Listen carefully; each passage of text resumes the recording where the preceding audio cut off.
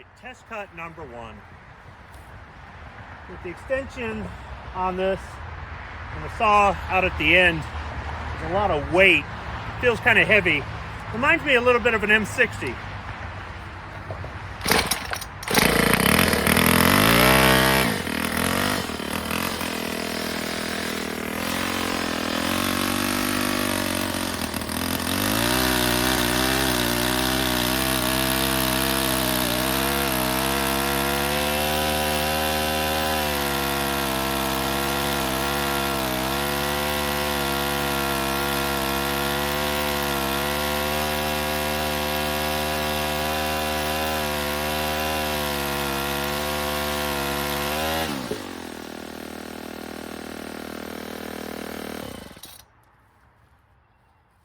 Good thing I used to carry an M60.